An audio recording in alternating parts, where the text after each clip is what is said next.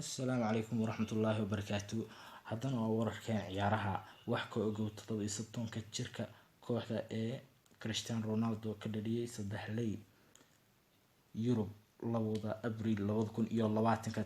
Dhammaan tartamada caalamiga ah ee kubadda cagta ayaa la joojiyay sabab la xiriira faafaahin coronavirus kaasoo saameeyay dhammaan wadamada adduunka gaar ahaan 5 horyaal ee ugu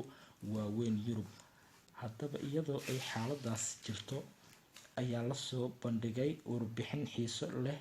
ee ku saabsan xiddiga reer Portugal iyo kooxda kubadda cagta Juventus ee Cristiano Ronaldo. Cristiano Ronaldo ayaa ah gool dhaliyaha taariikhiga ah ee Real Madrid waana mid ka mid ah xiddigaha haatan u ciyaara kooxda Juventus isla markaana horey ugu soo ciyaaray naadiga reer England ee Manchester United kaasoo sidoo kale gool dhaliyaha taariikhiga ah ee xulka qaranka Portugal. Yeelkeeda waxaa dib loo eegay warbixin ku saabsan kooxaha uu Cristiano Ronaldo ka dhaliyay hat-trick saddexley ama wax ka badan wuxuuna sidaas sameeyay 56 jeer xirfadiisa ciyaareed ee kubadda cagta laga soo bilaabo 2003 wuxuu kasoo dhaliyay 37 kooxood. Ronaldo ayaa wuxuu saddexley kusoo dhaliyay koox Manchester United hal kulan oo uu ka horyimid Newcastle United halka 2 kulan kala duwan uu ka dhaliyay waayihiisii haatan ee Juventus waana kulamada uu ka horyimid kooxaha Cagliari iyo Atletico Madrid. Xulka Portugal waxa uu dhaliyay saddexley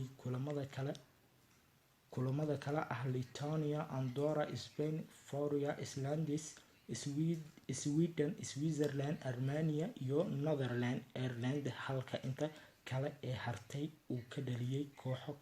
kubadda cagta ee Real Madrid. Haddaba dhanka hoose kaga bogo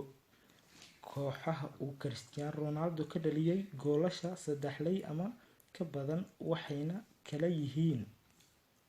Newcastle number 1, Real Mallorca number 2, Racing Santander 2010 ayuu ka dhaliyay 3,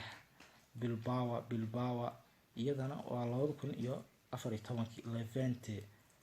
2012, Villarreal 2011 ayuu saddexley ka dhaliyay, Malaga iyadana sidoo kale, Sevilla, Real Zaragoza, Getafe intaasoo dhan ayuu ka dhaliyay saddexley, Rayo Vallecano